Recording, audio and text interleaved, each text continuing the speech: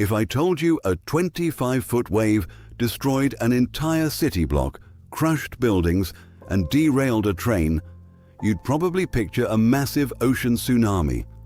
But what if I told you the wave wasn't made of water? It was made of thick, sticky, dark brown molasses. It sounds like a cartoon gag, but on January 15th, 1919, it was a terrifying reality that killed 21 people and injured 150 more. And the craziest part?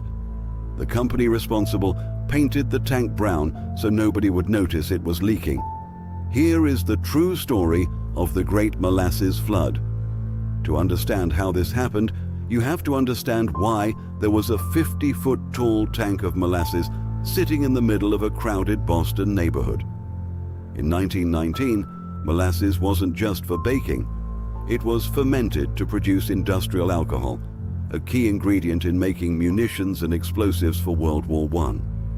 The United States Industrial Alcohol Company was rushing to maximize profits, and safety wasn't exactly their top priority. They built a massive storage tank in the North End, capable of holding 2.3 million gallons of syrup. But the tank was a disaster waiting to happen.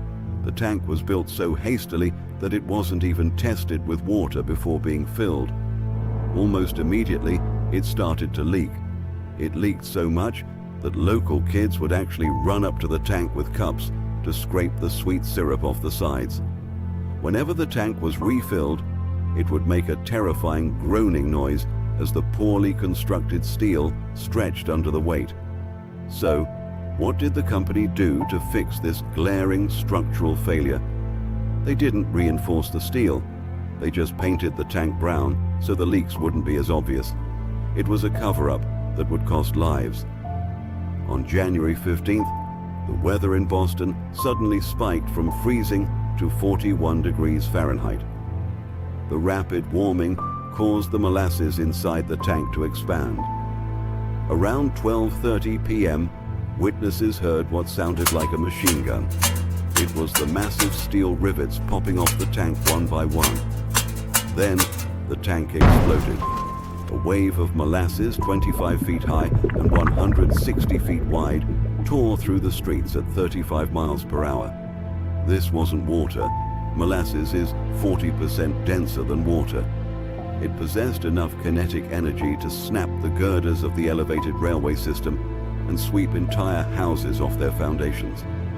People and horses were instantly trapped in the waist-deep cooling syrup, which thickened as the temperature dropped, making rescue nearly impossible. The rescue effort took days, and the cleanup took months.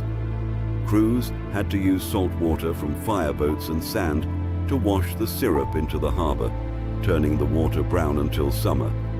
But the real legacy of the flood happened in the courtroom. The victims brought a class action lawsuit against the company. The company tried to blame Italian anarchists, claiming the tank was bombed. But after 3 years of testimony, the court ruled the company was liable for poor construction. It was one of the first times in U.S. history that a corporation was held legally and financially responsible for ignoring safety standards. Even decades later, locals swore that on a hot summer day, you could still smell the sweet scent of molasses in the North End.